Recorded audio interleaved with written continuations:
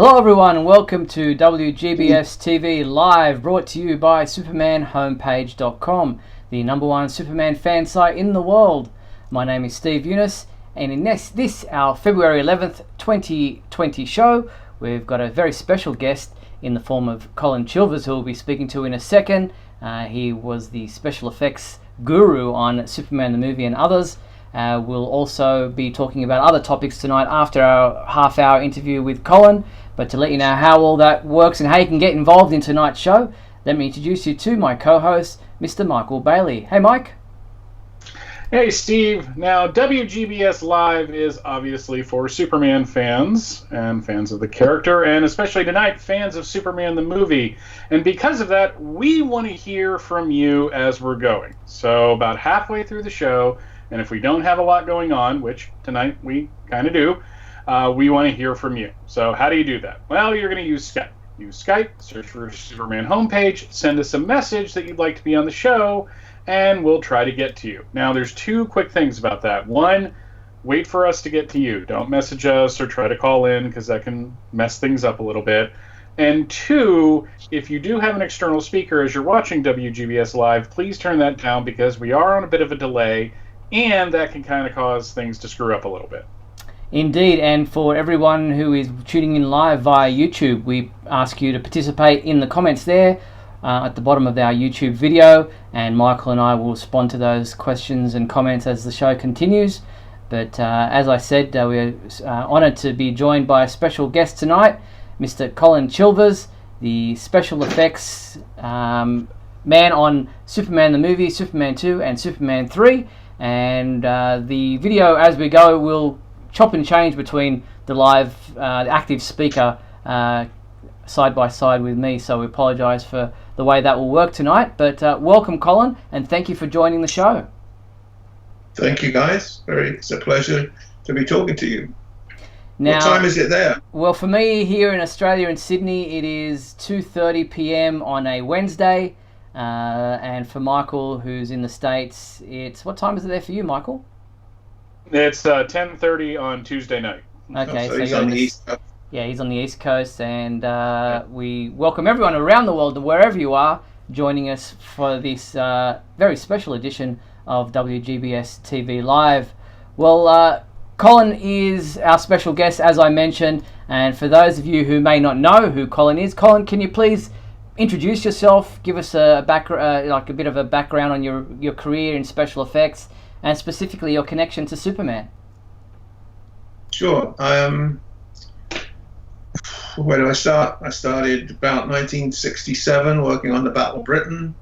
I worked on quite a few smaller movies in England. I was born in England in 1945. I was brought up in England. Spent pretty much half of my career working in England. I was lucky enough to work on some really good movies in England, such as the Battle of Britain, which was the first one I started on. I also worked on things like Rocky Horror Picture Show. I was the special effects on that. Got involved with Superman and obviously Superman 2 and 3. Also worked with Ken Russell on Listomania, and also Tommy, the Who's Tommy, which was a great, very interesting thing to work on. X-Men, I worked on the first X-Men in 2000, and I also directed many toy commercials. Actually, I did a month in Sydney working on a bunch of toy commercials many years ago now. I used to do all the commercials for a kid's product called Micro Machines, which were little tiny cars, and that was fun to do. And also did some Barbie commercials. Worked for 2 years with Michael Jackson on Smooth Criminal, directed Smooth Criminal. And I've got my buddy with me. I thought you might like to see him. Oh, very nice. Well, that kind of leads nicely into our next question. This previous Sunday, we had the 2020 Academy Awards. Yeah. You won an Academy Award, obviously, back in 1979 for Superman the movie. Can you recall what that experience was like? Yes. Surprising to everybody. There was 5 of us that went for the award, and we Actually, we'd gone in January to the Academy for the Bake Off and shown our piece of edited film, and they informed us at the Bake Off that that year they only considered the Superman to be the top movie, and they didn't need to choose 5 other movies. And so we knew we were getting the Academy Award, which was great because usually you go to the Academy Awards, you don't know you're going to get the award, and then suddenly they call you up. So I know from my nephews, I've got 2 nephews that have got Academy Awards as well, and I know from their point of view, being in the audience and not knowing whether you've got one or not is pretty scary until they your name out. So we had fun. I got the British Academy Award. I think I got another one from the Academy of Science Fiction, Fantasy and Horror, and a couple of other ones along the way, including I was in Italy 3 years ago for a place called the Nemo Academy of Art, and I got I'm considered to be a legend by them, which is kind of nice. A legend in my own mind and in my own time. Fantastic. Well, looking at Superman the movie, and much has been written about the special effects in that film. I mean, the tagline for the movie, which is the poster behind me, was "You'll believe a man can fly." Can you talk to us about the challenges of making the audience believe in the flying effects? Well, obviously, I actually saw the first Superman attempt, or one of the attempts, when I was 10 or 11 years old at the Saturday morning matinees, and I must admit the flying was pretty bad. So when we got down to doing Superman, that was obviously the biggest challenge, was to make him look like he could fly. And it was an interesting challenge. We obviously have to work within the restrictions of science, and we could not do things like they can now with the computer. So we had to do things in camera, pretty much in camera.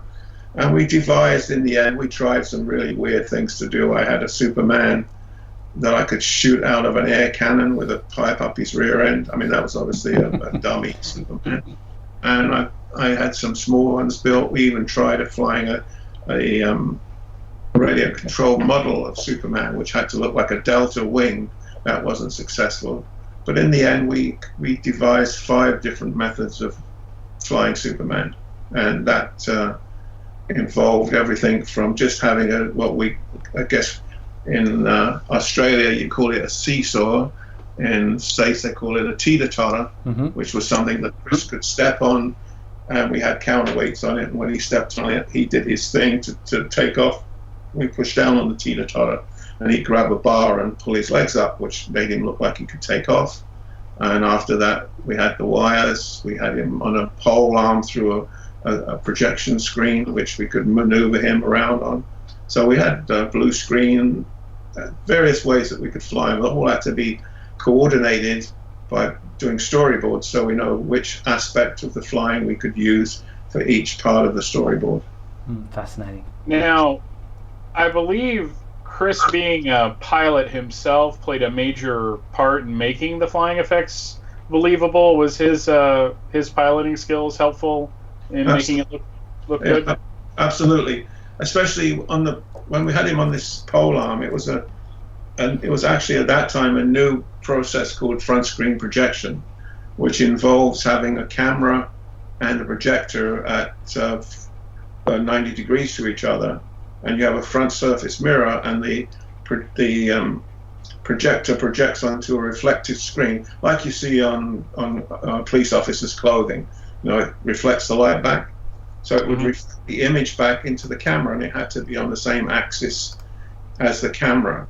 And then one of our guys, Zoran Perisic, he had developed this system whereby the zooms were coordinated, so you could zoom in and out of the background, which you couldn't see that because the background would pretty much stay the same, but Chris would move in and out. It would look like he was coming towards you or going away from you, which was a good effect.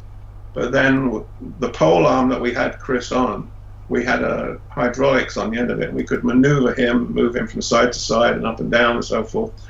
And our projector system was on a counterweight rig, so we could move the camera, just sort of sway it from side to side and up and down, and that coordinating with Chris to do maneuvers, because as he said, being a pilot, planes never fly straight. They always have a slight, they're going into the wind or away from the wind. So by combining our movements and his movements, it really looked like he was flying, and that was a huge help for us, for his knowledge.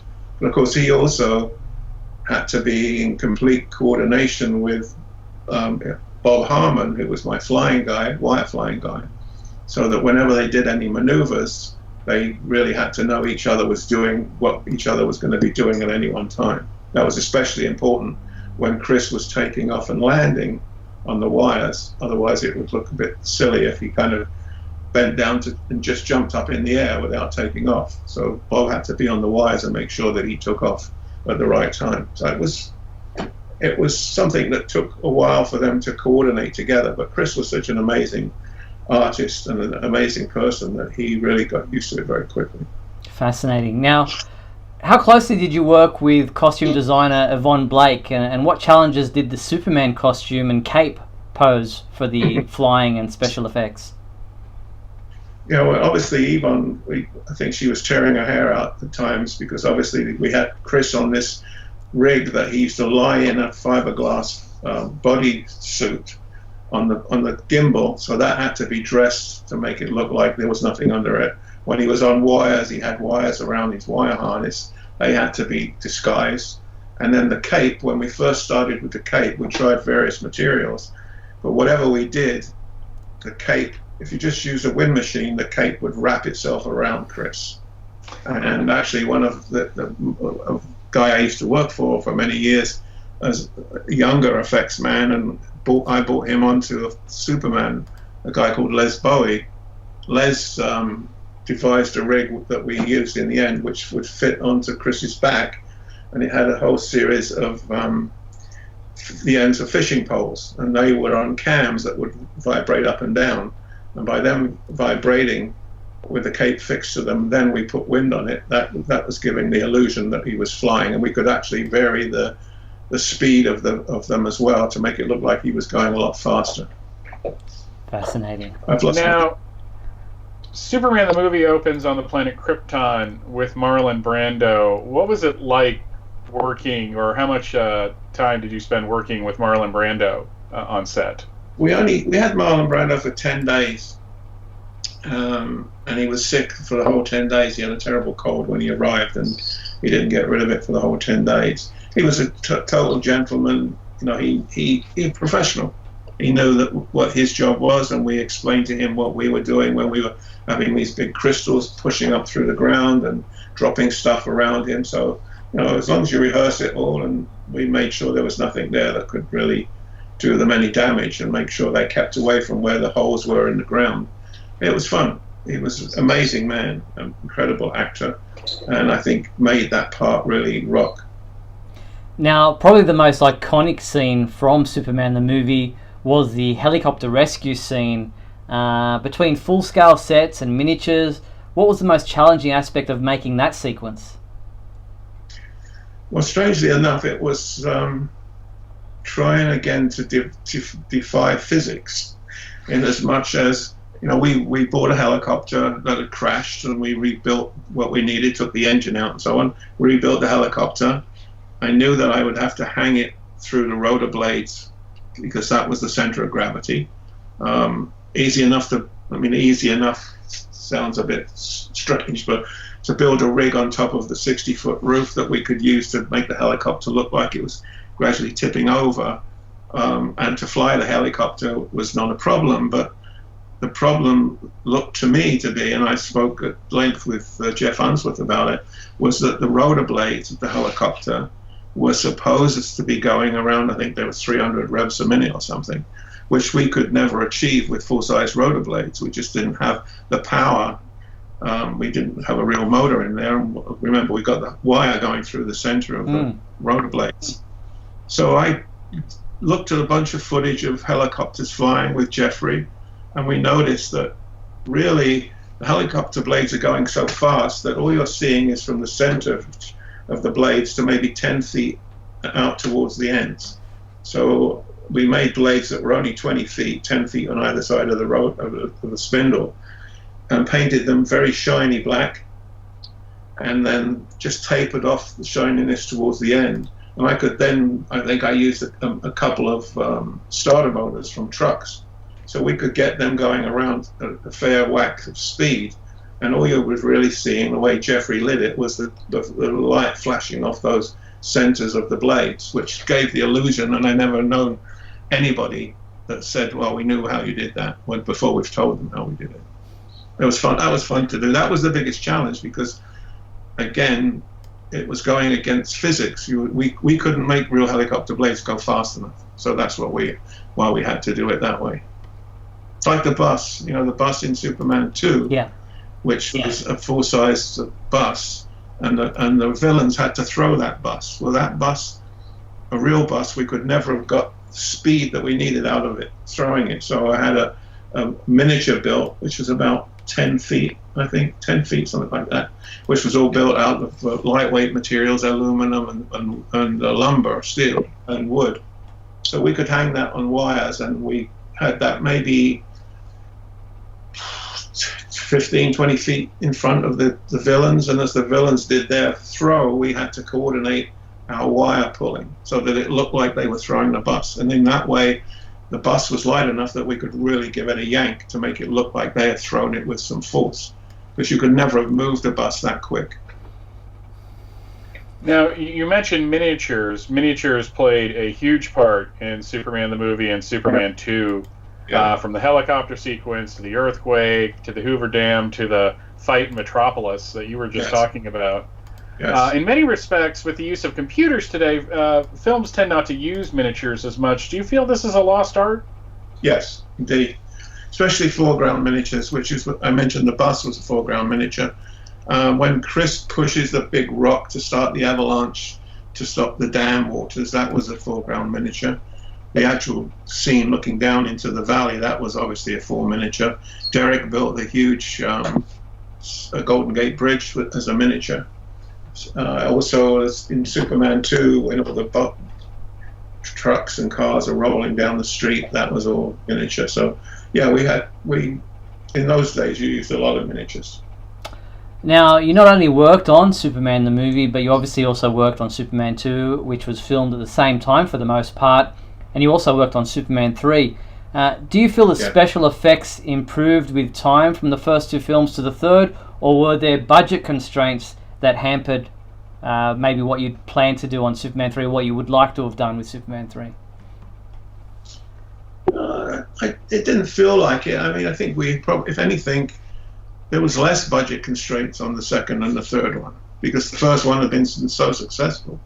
And we kind of ironed out, we'd done a lot of R&D on the first one, which was good in the second and the third one. Obviously, there were different effects that we had to get for Superman, like the car crushing in Superman 2 and things like that. But no, I think it seemed a lot easier, should I say, to do 2 and 3. So we had a different... all the kinks had been ironed out. Kind of, yeah. I had the same crew. Pretty much. I mean, Derek had left at that time, so I did the miniatures on 2 and 3. But other than that, pretty much the same crew did the effects on it. Oh, we'd lost Les Bowie, of course, which was a great shame. But everyone else was the same. I got a two-part question here. How did you feel about Richard Donner's removal from Superman 2, and how did your working relationship with Richard Lester differ from your working relationship with Donner? To me, Donner was the man to direct the Superman. He knew he was, the greatest inspiration anyone could ever have for working on that movie was having Richard Donner as the director, because he knew the character and he was totally available to us whenever we wanted him, and was also, we would do some kind of a big effect, and the next day after rushes or dailies, there would be a case of wine in my office, because he appreciated what we did. So I never got drunk that often, but it was good that he appreciated what we did, and I liked him a lot. I mean, he was a great director and a wonderful person. I'd known Richard Lester from before. I'd worked with Richard before, and totally different styles of directing. Richard was into doing, very traditional movie making, set up a scene, block it out, then go in through all the different shots, and each shot was lit separately. With Richard Lester, Richard had a different style completely, where he would like to shoot the whole scene, if possible, at the same time, with maybe 3 cameras or 4 cameras, and just shoot the whole thing rather than do close-ups and 2 shots and wide shots and things like that.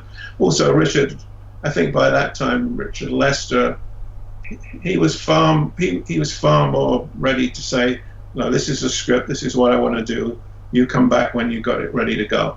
He wasn't as involved in the characterization that we had to do for Superman than Richard Donner. Still a good director. I did other films with Richard Lester afterwards, but just totally different styles. Lovely guys, both of them. I enjoyed working with them both. I think it's my question, is it? Yeah. Yeah, sorry, Michael. I'm just looking at my notes. What do you think about the special effects in some of the more recent Superman films, especially now they use computers? I know it's a tough question. I don't want you to say anything negative about current special effects guys, but it's obviously a different era. Yeah, it's interesting to me because when I was working on Superman 1 and 2 and 3, all 3 of those movies, at some time or another, I had one or other of my 4 nephews work for me on the movie in the special effects department. And I think it was on 1. Neil was on number 1. I think if you look it up on MDB, he says that he didn't get a credit on it, but he was a junior in the effects department. And then you go forward 25 years, and Neil came to Australia and was the effects supervisor on Superman Returns. Mm-hmm.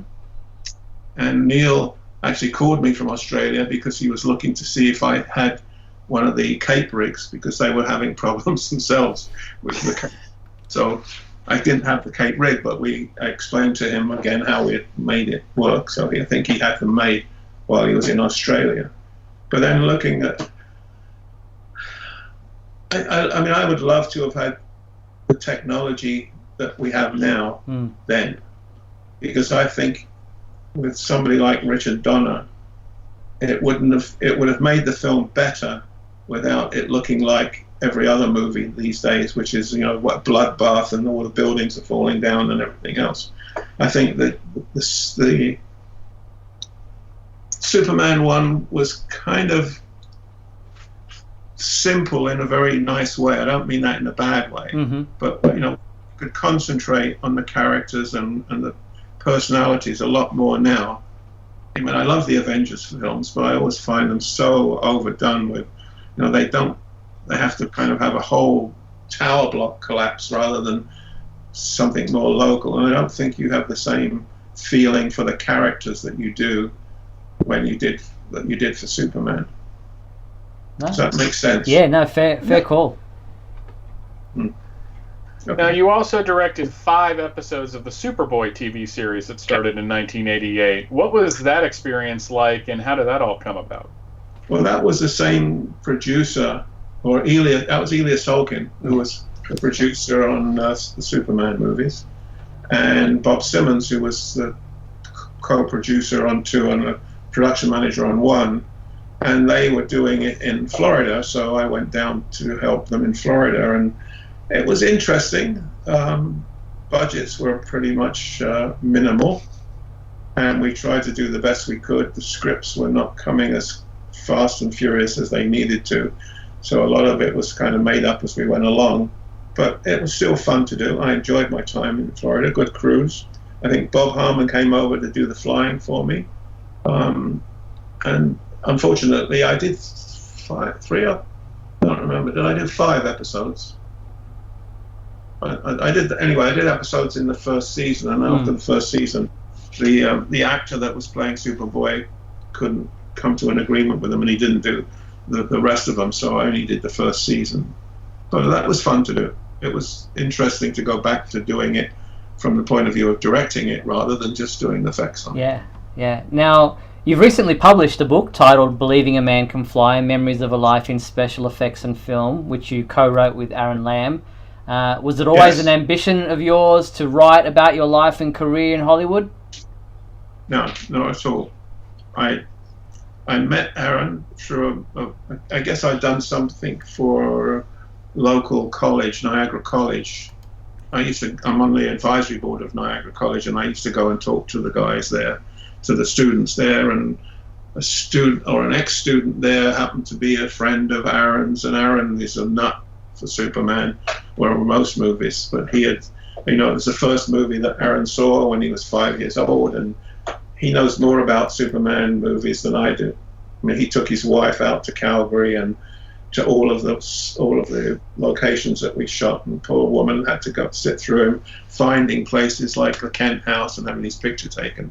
So he's a nutcase for that kind of thing, and he wanted to meet me because he lived close by me. He didn't realize that until he met this friend one time, and they talked about it, and we met, and he sort of wanted, asking lots and lots of questions, and that was good. And because he's interested in every type of filming, we got to talking about a lot of the stuff that I'd done, and he kind of said to me, "Have you ever thought about writing all this down?" And I said, "Well, I'm not capable of doing that." And the following day, he got in touch with me and said, "Would you like to do it?" And I said, "Sure." And that was like a 3-year marathon for us to go through it. It's difficult to remember. It's a long time ago. Yeah. So I found the best thing, other than remembering my childhood, and when I first started working in the movies, we used to watch the movie. We would watch the movie, which would then remind me of the effects and what we did in the effects and other aspects of what my life was like when I did that movie. It was fun to do. It was scary to read it afterwards, but now I've got myself used to it and I like it. But I think he's an amazing writer. He makes me sound really quite intelligent, which is good. Yeah, it's a good book. It just was released just after Christmas. Yeah. I think I checked it out. It's available on Amazon. That's correct. Yes. In Australia. I also put it on my website. So if anyone wanted to buy it through me, and I said, okay, I'll buy it. If you buy it through me, I'll sign it for you, which I thought was a little something if anyone wants to do that. But obviously, it's a bit expensive for me to do that and somebody to pay for the shipping to wherever. Within the States, it's easy. I've done it within the States. It's like $3 for me to send something in the States. Well, while we're on the topic of your website, what is your website address? You might as well publish it, promote it here right now. Yes, it's just my name, colinchilvers.com. Fantastic. That has all my. It's got Michael Jackson. It's got a lot of the commercials that I did, some of the work that I did on other movies. I tried to make it interesting. Well, Colin, it's been. Sorry, continue. And I've got the book. Is there if you want to pick it up. Fantastic. Well, Colin, it's been a real honour and a privilege to be able to talk to you tonight. Really appreciate you taking the time out of your schedule to chat with us live on our show tonight. I know it's late there for you, so really appreciate it. And everyone out there, if you do want to buy Colin's book, and I'd highly recommend it, you can do so through colinchilvers.com. We've also got the links up on our website under the movie news section if you want to purchase it through Amazon. It's available in both hardcover and paperback, so we encourage you to do that. And Michael, any final words that you want to say to Colin? No, just thank you for being so forthcoming in the questions and answering. We tried not to get too nerdy about it because we can get really lost in that. And frankly, when Steve introduced you and said that you had worked on the Rocky Horror Picture Show, I just wanted to kind of throw everything out about Superman and do nothing but talk about Rocky Horror, but because of how important that was when I was a teenager. But thank you so much for coming on. We never even got down to Michael Jackson to Smooth Criminal as well. Oh, yeah, exactly. That was amazing. Well, anytime you want to do this again, I'm happy to be with you guys and answer questions from people. It's a pleasure. Oh, appreciate that. Thank you very much. As a huge Michael Jackson fan, Smooth Criminal was one of my favorite film clips of his whole career. I think that was just phenomenal. I've sat down with my nieces and nephews, and when they were young, and just introduced them to that, and they're just like glued to the screen. So hats off to you for that one. That was just amazing. That was one of Michael's favorites too. Fantastic. He loved that. He had so much input to that, but he loved it. He really did. And it was interesting today. I heard that the originator of the Ladysmith Black Mombasa group died today.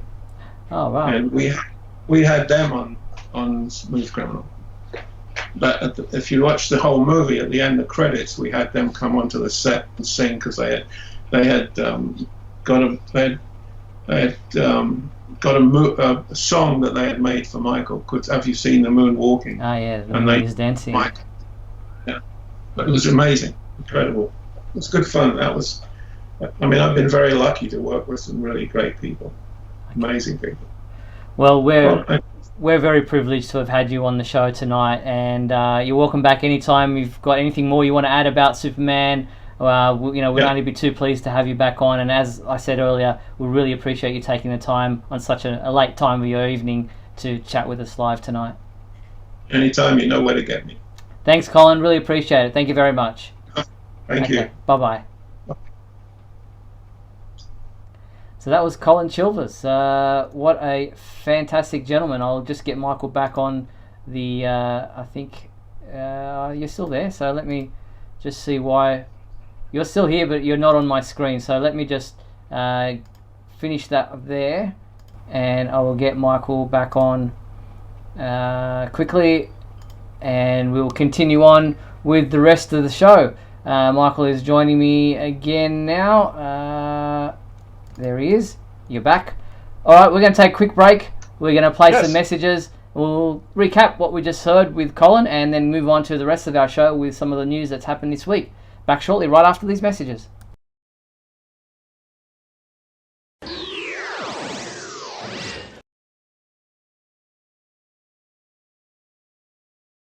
We'll be back in a moment with the exciting climax of today's episode. So stand by.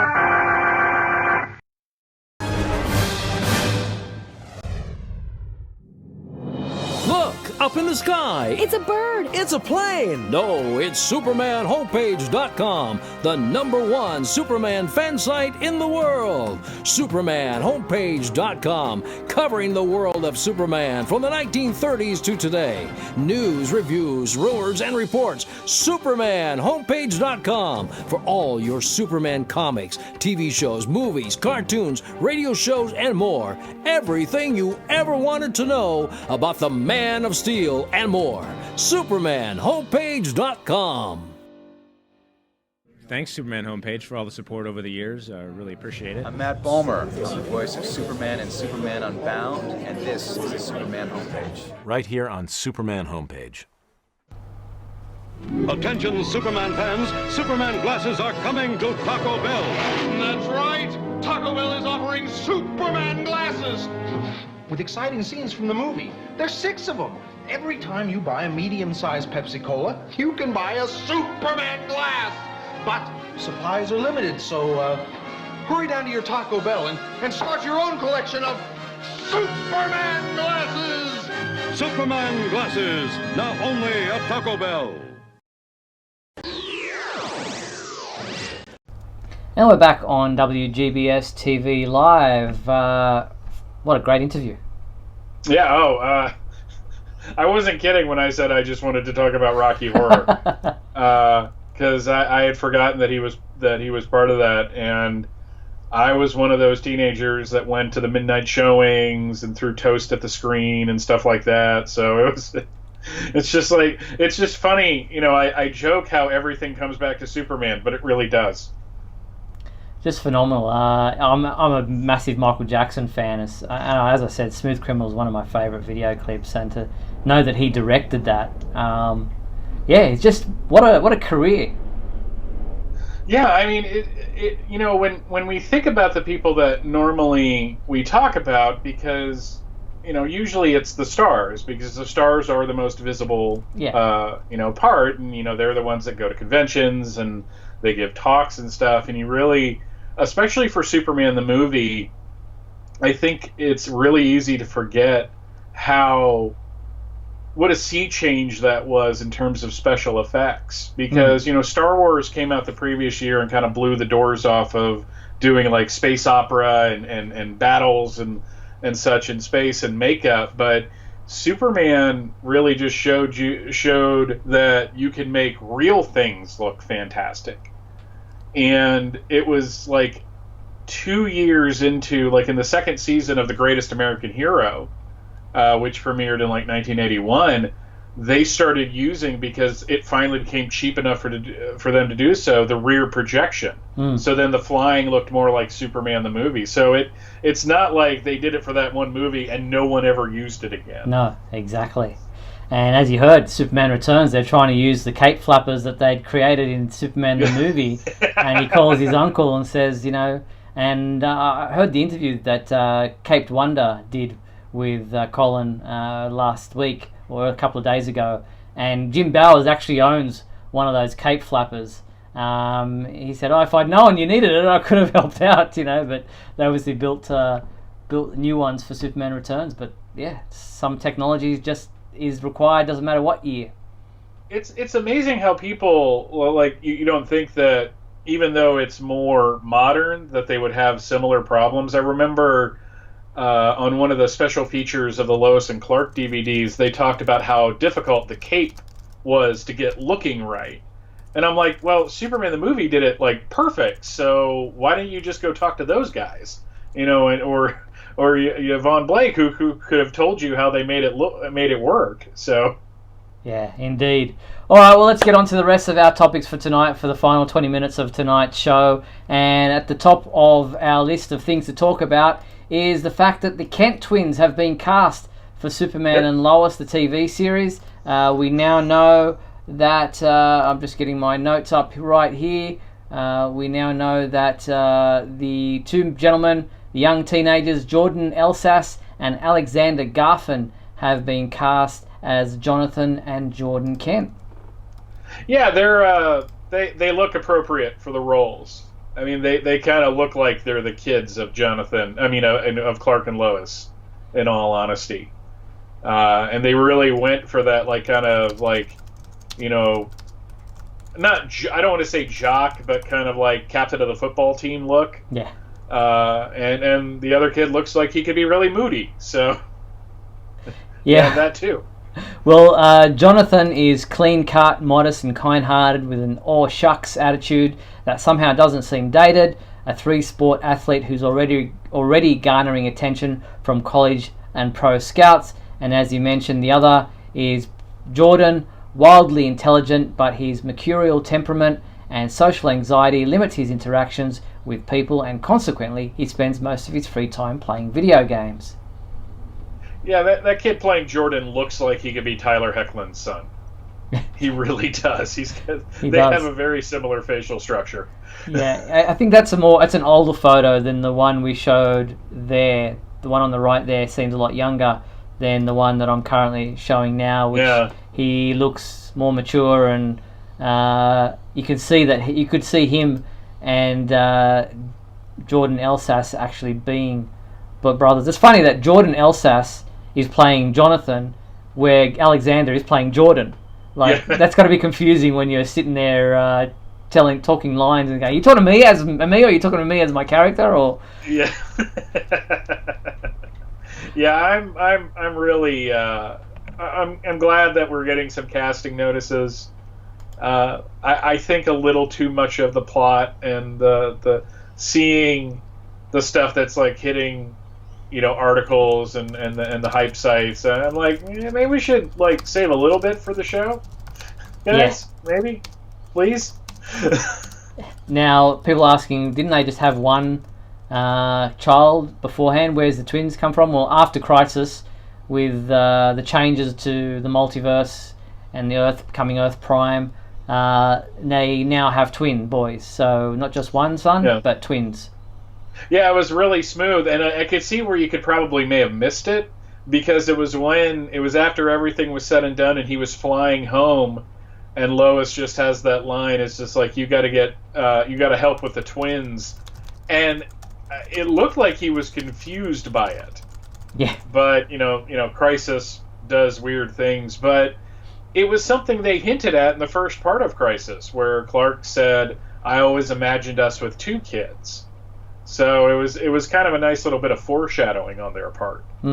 So there wasn't a second baby that came in a different rocket or anything like this. It's just it's reality has changed around them because of Crisis forming one Earth, and they have twins, not just one son. So it's a change in reality and continuity. And as far as they are concerned, they've always had twins.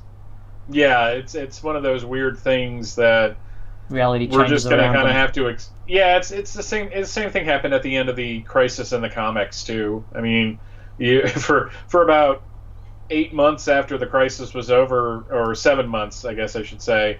It was just kind of business as normal, and then Man of Steel happened, and then everyone just accepted that was the Superman. Now, Elizabeth Tulloch went on to Twitter saying that can't wait to share their talent with you all. Tyler Hoechlin and I read with them, and they are both terrific young actors. So I didn't expect her to say really much anything else other than singing their praises. I really think we got to get past, kind of trying to get as much information out of these people as possible. Let's just let the show play out the way it plays out, Yeah, exactly.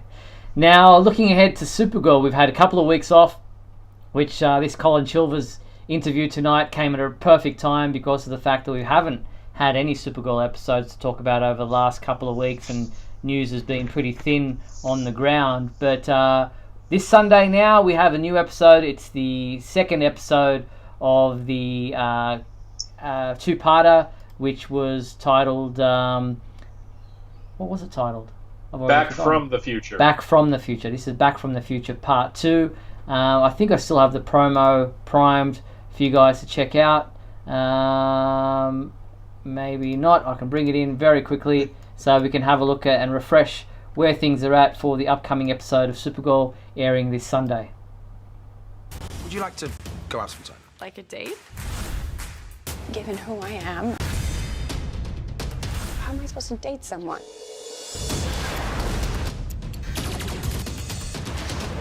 I haven't felt this way in a very long time. So there you have it, Supergirl going out on a date, as far as this trailer is concerned. I gotta say, for television special effects, her vision and like the super breath we saw there, it usually always looks really good. Like, that's one thing that they never screw up, in my opinion. Yeah, so true. And then looking ahead, the official description for the 13th episode of Season 5 was released, and it's also the 100th episode of Supergirl as a series. And it says here, Mixius Pitalik returns with a proposition for Kara. What if she could go back in time and tell Lena her secret before Lex did? Would things turn out different? Looking back over key moments throughout the series, Kara must decide if she wants to change history, become friends with Lena again. Familiar faces return in this special episode. An interesting one, a little bit of a flashback at things that have happened. I don't mind these kind of episodes. I remember like Happy Days and that kind of used to do it a little bit when it was like not a filler so much, but just kind of a recap of where things have come so far. It was a certain way into the season. They didn't have a lot of money for the episodes, so they basically do like a clip show where they show. But in this case, I think it's going to be a little more involved. I really liked that they're bringing Mixie in to do this because I really think they kind of need to make Mixie a little better on this show. Yeah. I mean, he's not like a guy betting on football games. I mean, we're not getting that, low of a ebb for the character. But thinking back to season 2, there was so much now that I'm like, I'm glad they did it. I don't hate it, but it's just like, man, I really would have liked it if it went in a different direction. And having him be in love with Supergirl was just a little silly. So this seems more mixy-ish, if that makes any sense. And it's a great use of Mix's powers. Like, everyone says, Mix's Piddly is just too hard to do in live action. You just can't, But reality-altering stuff is just right down Mix's alley. Yeah, the best Mixie stories in the comics are the ones where he's just playing with Superman's perceptions. I think some of the best uses were during Greg Rucka's run, where he gave him that look into what your future could be if you had a kid. And I think it's nice that we're kind of playing with a similar theme here. And it's a good hook for a 100th episode, because you really want to celebrate this and you want to kind of mark it, but I don't, it's really easy to kind of screw this kind of thing up too and make it kind of boring. So having it be a established character coming in and showing her different paths that she could take, I think that's just a perfect way to celebrate 100 episodes. Yeah, I agree. All right, so let's look now to the comic book side of things, and DC have teased this, what we're now knowing is called Death Metal. It's like a encore to the Dark Metal series that I didn't get into, but they teased us with this particular image.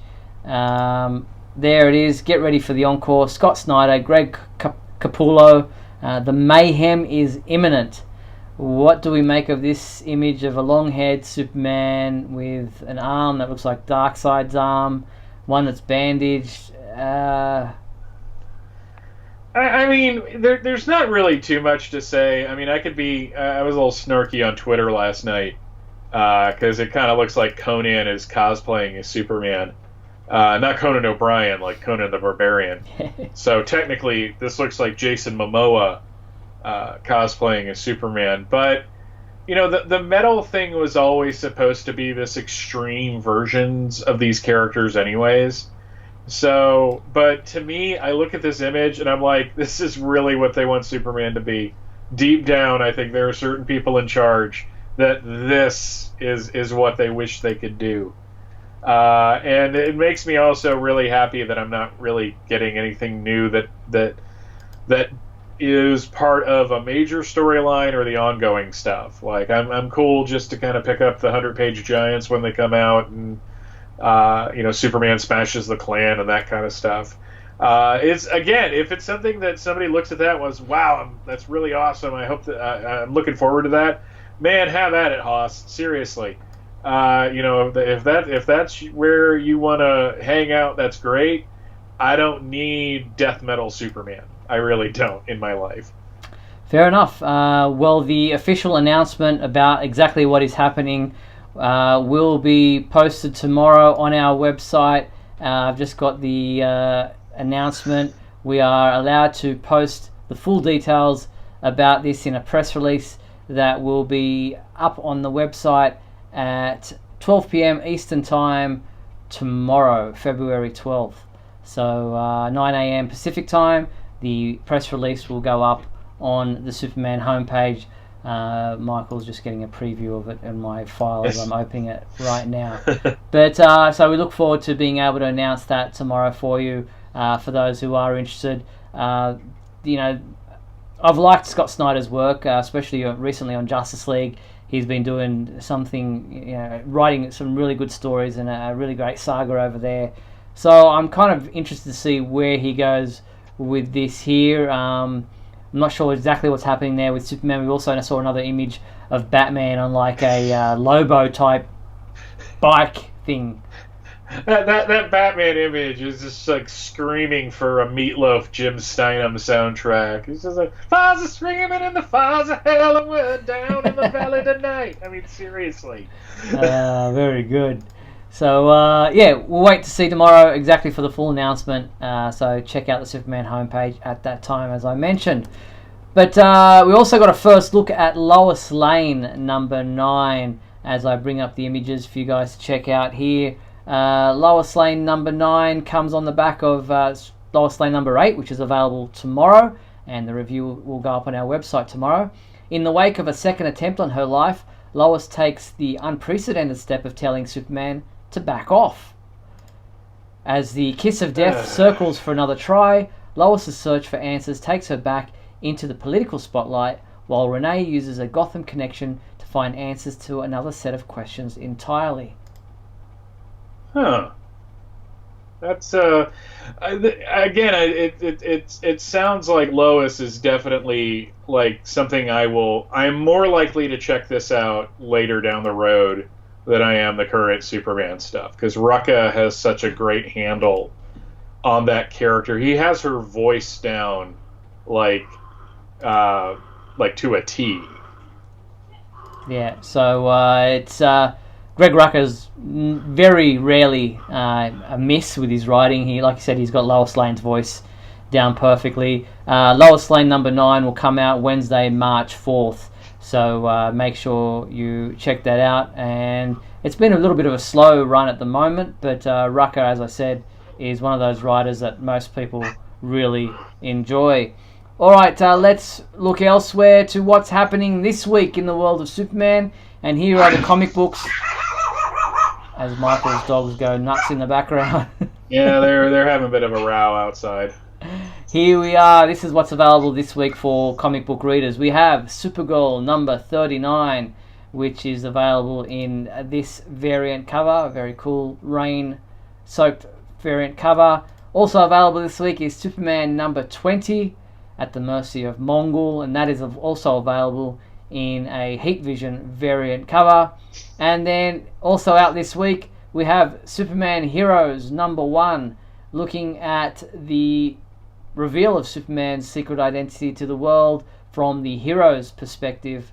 And all 3 of those reviews, those comic books, will be reviewed on the Superman homepage tomorrow. The reviews are scheduled and set to go for a 8:30 a.m. Eastern Standard Time release on our website. So, and all 3 have been reviewed by Adam DeChannel, so he's been a busy boy this week. Yeah, I was about to say that's a pretty packed work schedule for the week for Adam. Yeah, so all 3 reviews up on the website tomorrow for Superman number 39, Superman number 20, and Superman Heroes number 1. Well, Michael, am I springing on you a This Week in History too early, like giving you no chance whatsoever? No, actually, it's funny because while you were going through all that, I was pulling up the thing to do it, so okay. We are good to go when you are. Let me run your promo for you. Here is This Week in History. Come with me now, my son, as we break through the bonds of your earthly confinement, traveling through time and space. Alrighty, so this is actually... We could get into a real nerd argument here. Because when you go back to 1940, on February 15th, so that will be Saturday, but it's still this week, Superman number 4 came out, which features the second appearance of Lex Luthor.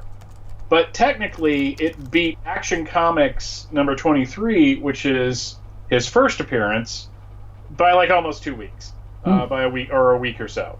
So if we want to get to a super nerd fight, we could talk about that. This is the first appearance of Lex Luthor, even though they already know each other. So I don't want to have that fight because, frankly, there are so many other things in the world to argue about right now. So we're just going to say, hey, February marks the 80th anniversary of Lex Luthor, and long may he reign as apparently the villain for everybody but Superman.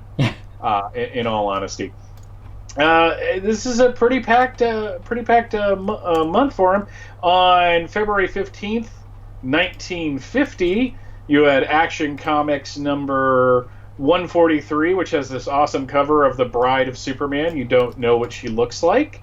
So obviously that was just to tease us and to get us to buy the book, which is fine. In 1960, on February 9th, as a matter of fact, you had Lois Lane, number 16, where she is hitting Superman with kryptonite vision. So, yeah, there was a lot of goofy stuff that happened in the Lois Lane comic. Going to 1970, on February 10th, 1970, Lois Lane number 100, which shows Lois Lane taking a polygraph test and being accused of murder. How is this different from any other episode or issue of Lois from this time period? It's absolutely not. This happened to Lois like all the time. She was constantly being accused of murder. In 1980, you had Superman number 347, which has an awesome Jose Luis Garcia Lopez, praise be his name, cover. Jerry Conway written book. Jerry Conway loved working with Garcia Lopez, by the way. He told me at one point that was like one of his favorite things to do. We are going to skip. No, we're not. Hey, we were just talking about the Superboy television series, issue 3 of the Superboy comic book, which was written by Dan Jurgens with art by Jim Mooney. Came out on February 13th. In the year 2000, this is a lot easier because there was like a Superman book every 5 minutes. Around this time period, you had, and I'm losing it because my screen's doing weird stuff. I got to jump ahead a bit, so sorry about that. We had Superboy number 73 and Superman the Man of Steel number 99, which was part of, if I'm correct, that was around the time period that Lois was acting all weird and it turned out she was the Parasite. Oh, yes. I don't know if you remember that, Steve. Yep. We're coming up on that was 20 years ago, and I'm still really not ready for that mentally, in all honesty. And then in 2010, on February 10th, you not only had Adventure Comics number 7, which was a Blackest Night tie-in with Superboy Prime, and you had the release of Volume 2 of All-Star Superman. You had Action Comics number 886 as we're going into the final arc of the New Krypton saga. This was a Nightwing and Flamebird issue, and that is pretty much it for this week in history. Fantastic. Well, thank you so much for that. Sprung that on you, but you were well prepared. So well done to you, and thank you to everyone who watched this episode, this special edition of WGBS TV Live. And thank you to our special guest, Colin Chilvers, Oscar-winning special effects man. I think that's the first time. Is that the first time we've had an Oscar winner on our show? Let's see. Food for thought. I don't think Jeff East won a Oscar. Jack Halloran, well, he should have for our show. Yeah, well, but I'm sure he doesn't remember it at all. Probably not. But everyone else does. Yes. And I want to thank everyone who tuned in to tonight's WGBS TV Live episode via YouTube. We appreciate your comments and involvement in our show. And a huge thank you to our sponsors and patrons, Douglas Meacham, John Patrick Van Pelt, and Tina Murray. And remember, if you want to sponsor the Superman homepage, please head to patreon.com/Superman homepage. You can sponsor our website for as little as $1. The complete 1-hour video of tonight's show will remain available on the Superman homepage website and our YouTube channel. If you tuned in late, missed our interview, you can check that out in full right after the show. But we'll be back next week on Tuesday, February 18th at 7:30 p.m. Pacific Time for another edition of WGBS TV Live. Look forward to talking to you then. Until then, be sure to check out supermanhomepage.com for all your daily news updates on everything surrounding the Man of Steel. But on behalf of myself and Michael Bailey, thank you, Michael. Thank you, Steve. Pleasure as always. You've been watching WGBS TV Live, brought to you by supermanhomepage.com.